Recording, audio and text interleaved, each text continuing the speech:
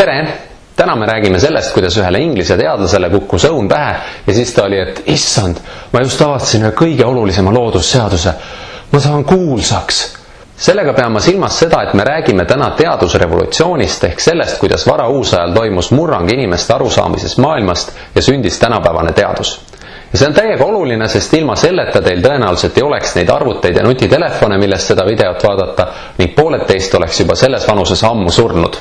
Et teaduslikku revolutsiooni paremini seletada, siis võtame paar sammu tagasi.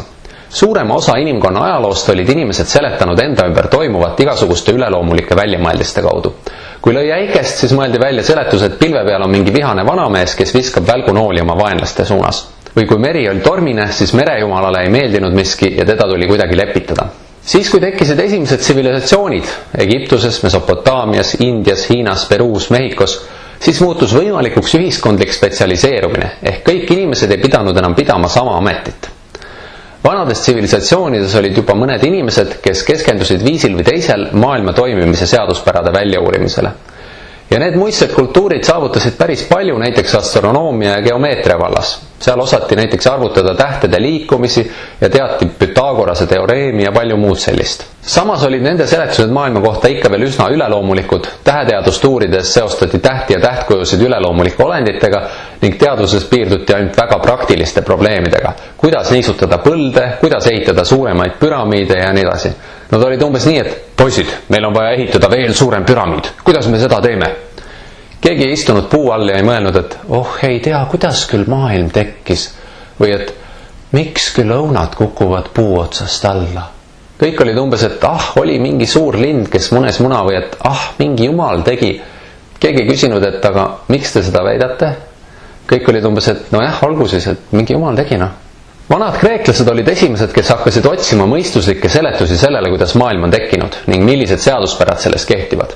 Kreeka teaduse kõige suurem uuendus oli teaduslike meetodite ja loogikatõdede sõnastamine.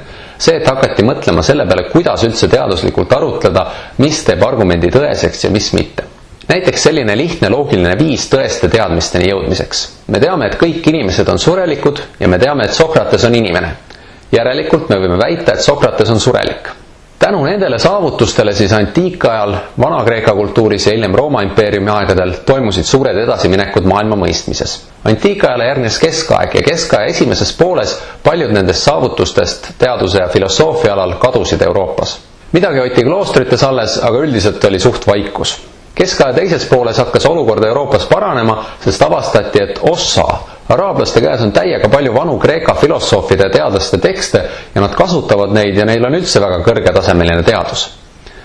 Ja siis araablaste kaudu avastati uuesti antiikaja saavutused ja see, mida araablased ise olid vahepeal juurde mõelnud ja hakati Euroopas endas ka üha enam teadusega tegelema ja uusi asju avastama. Ja siis hakati üldse antiikkultuuri väärtustama ja seati Jumala ja katoliku kiriku asemel maailma keskpunkti inimene ja nagu te peaksite eelmisest aastast mäletama, siis seda nimetatakse renessansiks. Renessanss oli siis 15. ja 16. sajandil. Ja ma rõhutan, see, et mõned teadlased ja kunstnikud hakkasid renessansi ajal rohkem tähelepanu pöörama inimesele, ei tähenda, et nad oleksid loobunud jumalasse uskumisest. Nagu me nägime, siis 16. ja 17. sajandil oli see usuvärk ikka väga tähtis. Nii tähtis, et miljonid inimesed tapsid üksteist selle pärast. Igatahes, nüüd me jõudsimegi siis oma jutuga varauusaega. Niisiis, 16. kuni 18. sajandil toimus Euroopas protsess, mida nimetatakse teadusrevolutsiooniks. Revolutsioonidest räägime me sel aastal väga palju, see sõna tähendab järsku pööret ühiskonnas. Teadusrevolutsioon tähendab niisiis seda, et teaduse valdkonnas toimus 16. kuni 18. sajandil järsk edasiminek.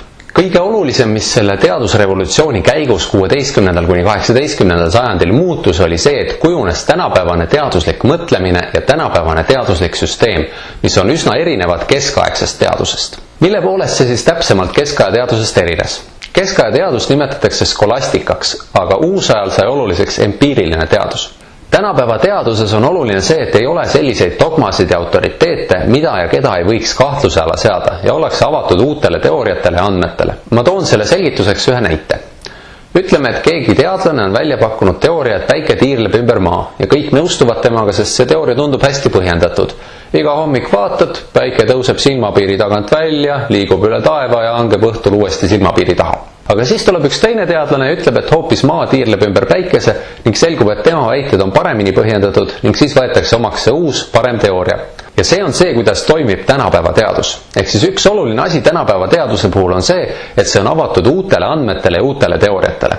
Keskaja teadus lähtus autoriteetidest ja dogmadest. See tähendab, et olid mingid väited ja tõed, mida mingil juhul küsimuse alla ei seatud. Umbes, et ajalooõpikud peavad olema punast värvi paberis. Miks? Mis seal vahet on, mis värvi see on? Sest et peab, ära küsi selliseid küsimusi. See oli põhimõtteliselt näide dogmast. Keskajal oli näiteks dogmaks see, et Jumal on olemas, et Jeesus Kristus oli tema poeg ja et piiblis on kirjas Jumala sõna. Keegi ei küsinud, et äkki piibel on lihtsalt erinevatel aegadel kokku klopsitud suvaline raamat, kus on igasugu suvalist jura kirjas. Ma vabandan, kui ma kellegi kristlase tundeid riivan sellega, aga paraku nii on. Ehk siis, kuigi piiblis oli igasugu jama kirjas, siis seda kasutati teaduslikes aruteludes argumenteerimiseks. Umbes, et aga piiblis on nii kirjas. Samamoodi olid väga tähtsad keskaja teaduses autoriteedid. Autoriteet tähendab kedagi, keda peetakse hästi targaks ja kelle väidetes ei kahelda. Näiteks keskajal oli suureks autoriteediks Vana-Kreeka filosoof Aristoteles. Ta oli nagu tõsine superstar. Kõik keskaja teadused olid umbes, et oh my god, Aristoteles ütles, et enda pea peale lõkke tegemine on tore mõte. Ja siis kõik tegid pea peale lõkke. Tähendab, Aristoteles ei öelnud muidugi midagi sellist, aga põhimõte on sama. Ehk siis üks oluline murrang, mis nüüd teadusrevolutsiooniga tuli, oli see, et hakati dogmasid ja autoriteete kahtluse alla seadma. Muuhulgas saadi näiteks teada, et tegelikult Aristotelesel ei olnudki kõikides asjades õigus, et ta ajas kohati täieliku jura. Jumala olemasolu esialgu ei julgetud veel kahtluse alla seada, selleni jõuti pisut hiljem, aga varausajal jõuti vähemalt sellisele järeldusele, et Jumal lõi maailma, aga pärast seda ta tõmbus eemale ja ei sekku praegu maailma asjadesse. See on niisugune ettevaatlik ja turvaline variant, kuidas järk-järgult öelda, et Jumalat tegelikult ei ole olemas. Teine oluline erinevus keskaja teaduse ja uusaegse või siis tänapäevase teaduse vahel on see, et uusaja ja tänapäeva teaduses on väga olulisel kohal vaatlused ja katsed, aga keskaja teaduses ehk skolastikas olid oluliseks varem esitatud väited. Mida see siis tähendab? Keskaja teadlane luges põhiliselt piiblit ja mõne antiikaja filosoofi teoseid ja kui tundus, et nende väited ei sobinud omavahel kokku, siis ta arutles selle üle ja üritas kasutada loogikat, et see vastuolu lahendada ja jõuda mingisuguse rahuldava tulemuseni. Teadusrevolutsiooni käigus aga hakati väärtustama inimese kogemusi ja katsete teel tehtud avastusi ning kujunes teaduslik meetod, mida kasutatakse ka tänapäeval. Tähendab, tänapäeva teaduses on mõlemat. On olemas nii vaatlused ja katsed, seda nimetatakse empiiriliseks meetodiks, kui ka loogilised ja teoreetilised arutelud. Ainult, et siis autoriteete ja dogmasid tänapäeva teaduses ei ole või vähemalt ei tohiks olla. Lühidalt öeldes on empiiriline meetod ehk see, mida teadusrevolutsiooni käigus kasutama hakati selline, et esmalt püstitatakse hüpotees. Umbes, et tomatite suurus sõltub sellest, kui palju päikesevalgust nad on kasvamise ajal saanud. Ja siis tehakse katseid, mis peaksid seda väidet kas tõestama või ümber lükkama. Kui paljud erinevad katsed annavad sama tulemuse, et tõesti, need tomatid, mis olid päikese käes, on üldiselt suuremad ja need, mis olid varjus, on väiksemad, siis seda hüpoteesi võib lugeda tõestatuks ja me oleme jõudnud tõsikindla teadmiseni. Ja nii lihtne see ongi, see on empiiriline meetod. Aga lisaks tänapäevase teadusliku meetodi kujunemisele tehti teadusrevolutsiooni käigus ridamisi ülimalt olulisi avastusi kõigis loodusteaduste valdkondades. Ma loetlen siin mõned olulisemad näited valdkondade kaupa, neid on nii palju, et kõiki ei ole mõtetki loetleda ja mõnest avastusest tuleb veel eraldi juttu selle video lisas. Esiteks, astronoomias. Poolakas Mikolai Kopernik avastas 16. sajandil, et maa tiirleb ümber päikese, mitte vastupidi. Tema avastust toetasid 17. sajandil ka Galileo Galilei ja Johannes Kepleri uurimused. Teiseks, füüsika. Inglane Isaac Newton avastas 17. sajandil gravitatsiooni ning sõnastas universaalset mehaanika ehk liikumisseadused. Tema on see vend, kellele õun pähe kukkus. Kolmandaks, keemia hakkas iseseisva teadusena kuju võtma ja näiteks 18. sajandil avastas rootslane Carl Wilhelm Scheele hapniku. Neljandaks, bioloogia. Teine rootslane Carl Linné lõi kõiki elusolendeid hõlmava liikide jaotuse ehk taksonoomia. See on see värk, et liik, perekond, sugukond, selts, hõimkond, riik. Viiendaks, meditsiin. Inglane William Harvey avastas 17. sajandil vereringe ja teine inglane Edward Jenner 18. sajandil vaktsineerimise. Ma juhin tähelepanu, et praktiliselt kõik need avastused tehti Lääne-Euroopa riikides ehk teadusrevolutsioon sai alguse Euroopast ja alles hiljem levisid need saavutused mujale maailma. Lisaks nendele avastustele leiutati mitmed teaduslike mõõtmiste ja vaatluste tegemiseks olulised abivahendid, nagu näiteks mikroskoop, teleskoop, baromeeter, vaakumpump ja mehaaniline kalkulaator. Aga miks see teadusrevolutsioon siis oluline on? Selle käigus kujunes tänapäevane euroopalik või läänemaine mõtteviis, mille kohaselt maailm ei ole täis üleloomulikke ja inimese jaoks arusaamatuid jõude, vaid tegemist on loodusnähtustega, mida on võimalik ratsionaalselt ehk mõistuspäraselt selgitada.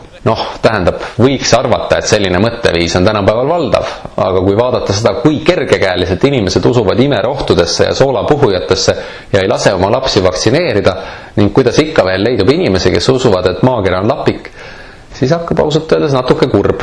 Ühesõnaga peab tõdema, et meil on veel pikk maa minna, et mitusada aastat tagasi toimunud teadusrevolutsiooni tulemused jõuaksid kõigi inimesteni. Igatahes teadusrevolutsioon tõi kaasa selle, et inimesed muutusid enesekindlamaks ja hakkasid uskuma, et inimmõistus suudab kõike või vähemalt peaaegu kõike ja suudab kohandada loodust enda ümber enda vajadustele ja valitseda maailma. Kui te olete lugenud Daniel Defoe romaani Robinson Crusoe, mis ongi muuseas kirjutatud teadusrevolutsiooni ajal, siis selles teoses kajastub eriti hästi see mõtteviis. Robinson Crusoe satub üksikule saarele, aga tänu oma mõistusele ja leidlikkusele suudab ta seal hästi kohaneda ja ellu jääda. Teadus muutus varauuse ajal üha populaarsemaks ja üha rohkem inimesi tegeles sellega ja see tähendas rohkem teaduslikke avastusi. Need avastused aitasid ühtlasi kaasa sellele, et inimeste eluiga hakkas vaikselt pikenema ehk inimesi endid oli rohkem ja seega ka teadlasi ja seega teaduslikke avastusi oli veelgi rohkem. Ühesõnaga sellega kaasnes üha kiirenev teaduslik ja tehnoloogiline areng, mis on viinud selleni, et meil on varsti teede peal isesõitvad autod ja ei ole välistatud, et varsti võtavad robotid maailma üle. Igatahes selle teema kokkuvõtteks. Esiteks, 16. kuni 18. sajandil toimus peamiselt Lääne-Euroopas teadusrevolutsioon ehk oluline murrang teaduse tegemises ning inimeste arusaamises maailmast. Teiseks, teadusrevolutsiooni käigus sündis tänapäevane teaduslik meetod. Kolmandaks, uusaegne teadus erines oluliselt keskaegsest skolastikast, kus kasutati tõese teadmiseni jõudmiseks peamiselt loogikat, aga toetuti paljuski dogmadele ehk siis tõdedele, milles ei kahelda, ja autoriteetidele ehk siis inimestele, kelle väiteid usutakse ilma kahtlusteta. Samas teadusrevolutsiooni käigus muutus väga oluliseks empiiriline meetod ehk katsete ja vaatluste tegemine väidete kontrollimiseks. Neljandaks, teadusrevolutsiooni käigus hakkas kujunema tänapäevane mõtteviis, kus inimesed ei selgita maailma mitte üleloomulike nähtuste, vaid teaduslike selgituste kaudu. Ja viiendaks, teadusrevolutsioon andis ka suure tõuke tehnoloogia arengule. Aitäh vaatamast ja kohtume järgmistes videotes!